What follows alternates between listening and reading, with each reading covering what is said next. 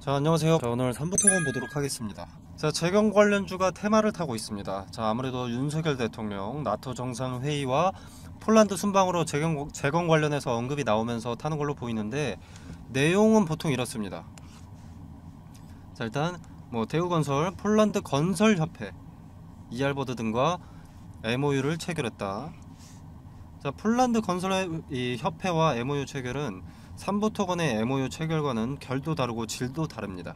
대우건설 정도 되는 기업은 한 국가의 기관과 실질적인 논의를 하는 거고, 삼부토건은 작전일 뿐이기 때문에 일부 시와 논의만 하는 겁니다. 논의만. 자, 현대건설, 대우건설, 코오롱글로벌, GS건설, 자연과 환경 등등 수혜로 거론되는 기업들과 수혜로 거론되는 그 근거들 많이 나오고 있지만 삼부토건은 어디에도 없습니다. 삼부토건도 검색해보면은 대통령 우크라 재건 발언에 주가가 급등했다 이렇게 나와 있는데, 자, 내용 보면은 이렇습니다. 자, 폴란드 쿡뱅크 공식 방문 중인 윤석열 대통령이 폴란드 총리와 만나서 우크라 재건 사업에 협력키로 했다는 소식이 전해졌기 때문으로 풀이된다. 그리고 나서 밑에를 쭉 봐도 삼부토건이 어떤 수혜를 입을 수 있는지, 우크라이나 재건의 수주를 어느 부분에서 가져올 수 있는지, 시장 경쟁력이 어떤 건지 아무것도 기재되어 있지 않습니다. 왜 이 내용에 폴란드와 한국이 우크라이나를 위해서 국가 차원에서 어떤 지원을 할 것인지 논의하는 내용에 굳이 삼부토건을 얹어놨는지는 뻔한 거죠. 우리도 여기에 수혜보는 종목이니까 매수 좀 해달라, 고점에 매수해서 설거지 좀 당해달라, 이거죠. 자, 현대건설, 코오롱글로벌, GS건설, 자연과환경, 대우건설 등등은 어떤 수혜를 입을 수 있고 어떤 MOU를 체결했다, 이런 내용들이 다 있습니다. 자, 그러나 경제사절단에 포함되지 않은 삼부토건은 내용이 있을 수가 없는 거죠. 상식적으로는 주가가 떨어져야 정상입니다. 경제사절단에 포함되지 않아서 기대감을 가져가기 어려워졌으니까. 자, 수혜를 입어도 콩고물이나 얻어먹는 정도일 테니까 떨어지는 게 상식선에서 맞습니다. 자, 근데 주가를 보면 아직도 신고가 부근에서 놀고 있습니다. 지금 상승이 아니라 횡보만 하더라도 작전일 뿐이고 광기일 뿐입니다. 자, 윤석열 대통령이 폴란드 건설사와 같이 하길 원한다고 밝혔다. 근데 삼부토건은 폴란드 마리우폴 건설사와 우크라이나 재건 MOU를 체결했다라고 해서 억지로 악의 끼워 맞추시는 분들 계시던데, 마리우폴은 이미 러시아가 재건을 진행하고 있습니다. 이거는 관련돼서 유튜브에 러시아가 올린 영상도 있습니다. 자, 그리고 마리우폴은 한국뿐만 아니라 세계 여러 국가가 이미 MOU를 체결한 상태입니다. 마리우폴에 대해서 어거지로 끼워 맞춘다고 투심이 달라지지 않습니다. 주가는 주가를 주도하는 주체, 세력이 만드는 거고, 개인들의 이런 희망회로는 세력을 도와주는 꼴밖에 안 됩니다. 죽어도 혼자 죽으시고 주변인들한테는 절대로 추천하지 마세요. 이런 내용으로. 자, 지금의 삼부토건 이일준 회장이 발을 빼기 시작했죠. 전환사채권을 상상인 증권한테 넘겼습니다. 최대 주주는 상상인이 되죠. 자, 기업사냥꾼, 무자본 M&A를 일삼는 이일준 회장이 발을 뺐다는 것은 뭡니까? 삼부토건에서 해먹을 거 다 해먹었다라는 거 아닙니까? 실체 탄론하기 직전이라는 거 아닙니까? 실제로 재건 수혜를 받는다면 이일준 회장이 이걸 왜 팔아다 넘기겠습니까? 1차원적으로 생각을 해봐도 리스크가 너무 크다라는 겁니다. 기본적으로 작전주의인데 여기서 종목 재료를 자꾸 찾는 것도 이미 수십 걸음은 뒤쳐져 있는 겁니다. 자, 그리고 투자 경고 종목 재지정 여부. 자, 오늘이 마지막 판단일입니다. 7월 17일. 자, 여러분이 봐야 될 건 삼부토건 재료, 우크라이나 재건에 대한 정보를 찾을 게 아니라 언제 주도 주체가 빠질까, 언제 매도 타점을 잡아야 될까입니다. 자, 그래서 힌트가 있는지 투경 재지정 여부도 늘 살펴봐야 됩니다. 자, 요 세 가지 조건을 한번 보겠습니다. 자, 판단일의 종가가 판단일 하루씩 수년했기 때문에 7월 17일의 종가가 투경 종목 지정 전일 6월 19일 종가보다 높은 경우, 그리고 7월 3일의 종가보다 높은 경우. 자, 주가가 현재 신고가 부근에서 놀고 있기 때문에 이거는 신경 쓸 필요도 없습니다. 자, 그럼 마지막 요걸 봐야겠죠. 이틀 전에 종가보다 40% 이상 상승하는 경우. 자, 이 세 가지 모두 해당해야 그 다음날에 투경 종목으로 재지정이 되는 것이기 때문에 요 하나만 어긋나면 되는 겁니다. 자, 보면은, 자, 이틀 전에 종가면 여기겠죠. 4,875원 4,875원 곱하기 40%니까 1.4를 하겠습니다. 자, 그러면 오늘의 종가가 6,825원 이하면 되는 겁니다. 자, 지금 장 마감됐죠?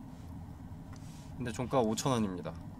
자, 이미 투경 재지정은 끝났다고 볼 수 있습니다. 자, 그럼 여기서 힌트가 나올 수 있죠. 투경 재지정에서 자유로워졌으니까 내일은 크든 작든 반등이 나올 가능성이 상당히 높습니다. 자, 그래서 장초에 반등을 확인하고 반등에 거래가 얼마나 실리는지 파악을 하면 더 홀딩해도 되는지, 아니면 분할 매도로 리스크 분산하고 시작해야 되는지 바로 윤곽이 잡히는 겁니다. 자, 상승에 거래 대금이 많이 실린다는 것은 뭡니까? 개미를 꼬시는 것이든 뭐든 일단 주도 주체가 신고가에 자금을 썼다라는 것이고, 자금을 투입했다라는 것이고, 투경 딱지에서 자유로워졌는데도 반등은 하는데 수급이 많이 안 들어온다, 자금을 쓰지 않는다라는 게 보이면 매도 타점을 잡아서 위험한 리스크를 먼저 해소하는 것이 우선 아니겠습니까? 그래서 윤곽이 잡힌다는 겁니다. 자, 그리고 이일준 회장, 삼부토건을 매매하시는 분들은 다 알고 있는 이름이죠. 이일준 회장이 대주주로 있는 또 다른 기업 웰바이오텍이라고 있습니다.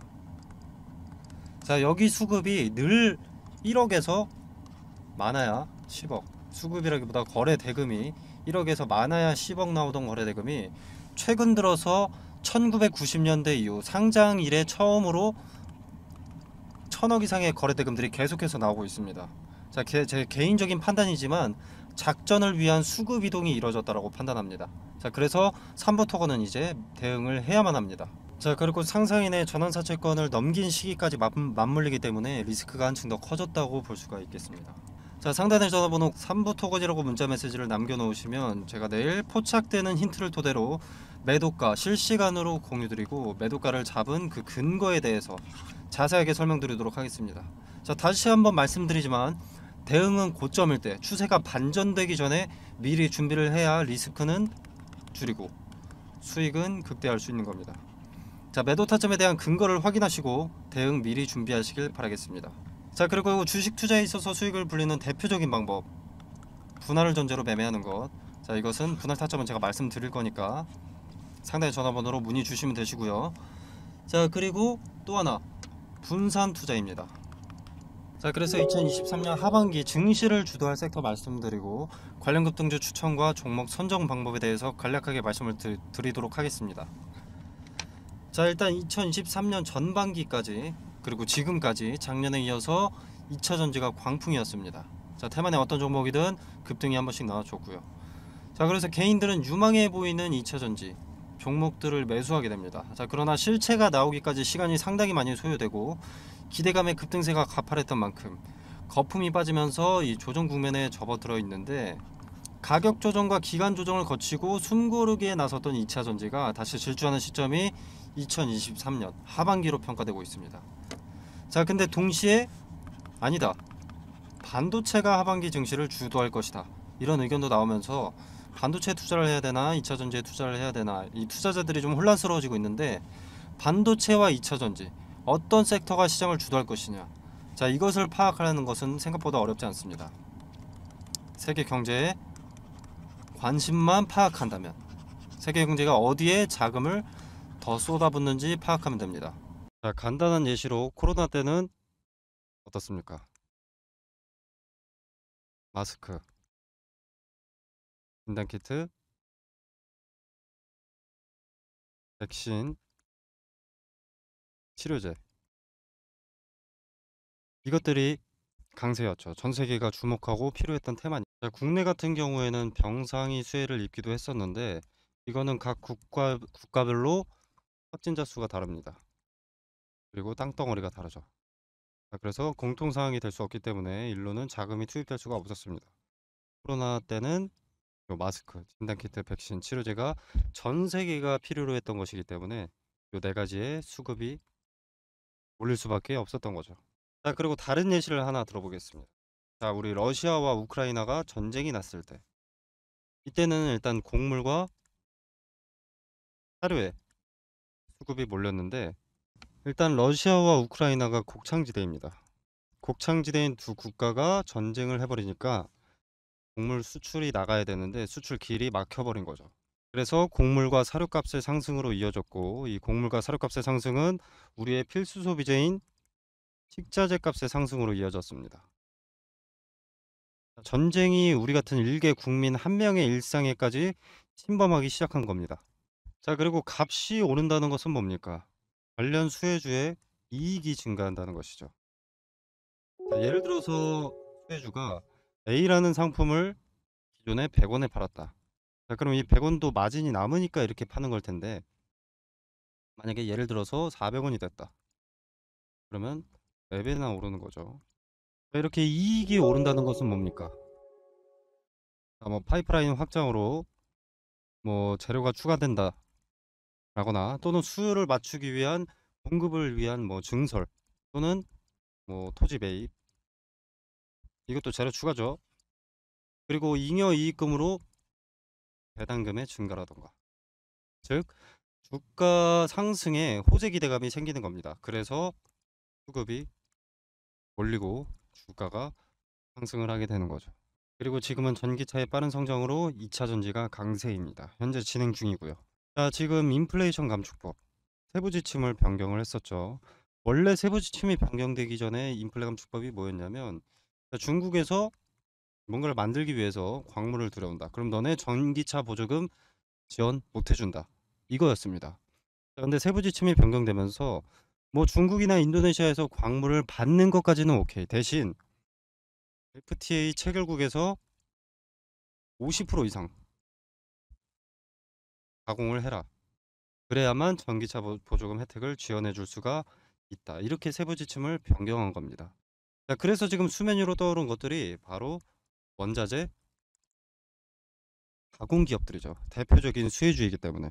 자, 그래서 2차 전지의 구성을 일단 보면 대표적으로 양극재, 음극재, 전해질, 정박, 분리막 뭐 이렇게 있습니다.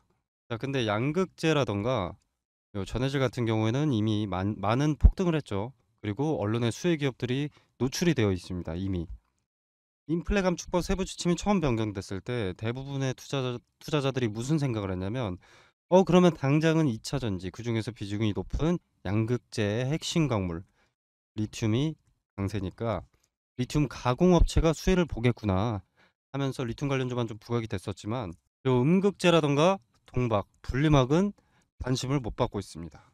여기서 누가 대장주인지만 찾아내면 양극재를 제외한 음극재, 동박, 분리막은 먹을 게 차고 넘친다라는 거죠. 2차 전지는 양극재만 있다고 되는 것이 아니기 때문에 인플레 감축법에 뒤늦게라도 수혜를 보게 된다라는 겁니다.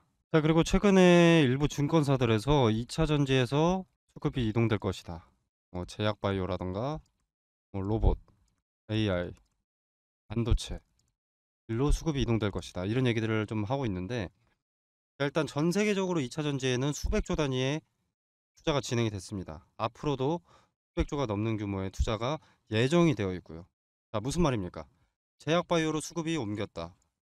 로봇, AI, 반도체로 수급이 이동됐다라고 하더라도 이미 투입된 자금이 너무 크기 때문에 단기간 내에 로봇, AI, 반도체로 수급이 다시 몰릴 수밖에 없다라는 겁니다.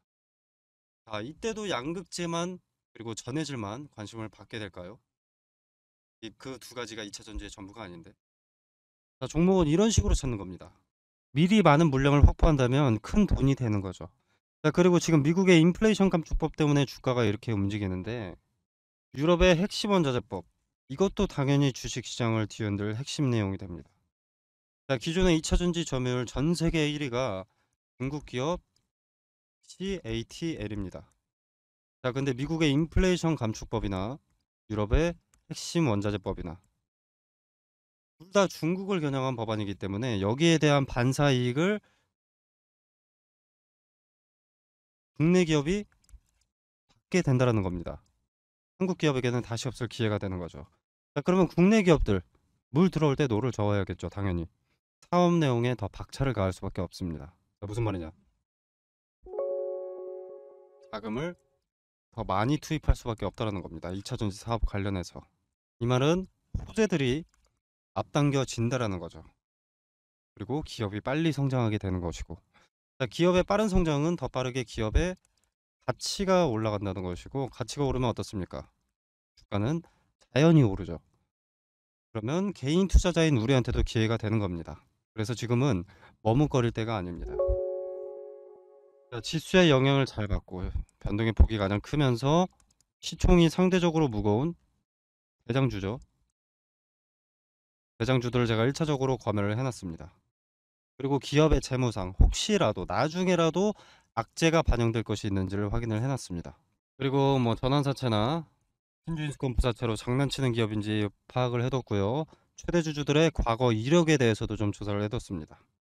그리고 인플레 감축법의 수혜를 받기 위해서는 국내에서 가공하는 기업이면 전혀 상관이 없는데, 만약에 주거래 업체한테 가공을 받아서 온다라고 하면은 FTA 체결국인가, 이것도 중요하기 때문에 이 부분까지도 체크를 해뒀습니다. 자, 전 세계 시장에 관심을 받고 있는 대한민국의 2차 전지 기업 수혜 종목 공유 드리도록 하겠습니다. 상단에 종목이라고 두 글자만 문자 메시지로 보내주시면 됩니다. 그럼 제가 체크해 놓은 이 종목 리스트, 2차 전지 후발 수혜 종목 리스트 보내드리도록 하고요.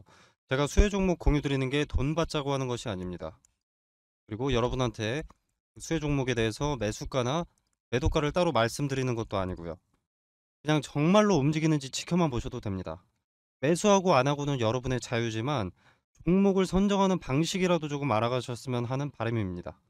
그래서 그저 지켜만 보시더라도 어떤 방식으로 종목을 선정했는지, 왜 이 종목을 선정했고, 종목 선정 전에는 어떤 것을 체크했는지 다 세세하게 말씀드리니까 한번 지켜라도 보시길 바라겠습니다. 자, 오늘 준비한 영상은 여기까지고요. 여러분의 성공 투자를 기원하면서 마무리하도록 하겠습니다. 감사합니다.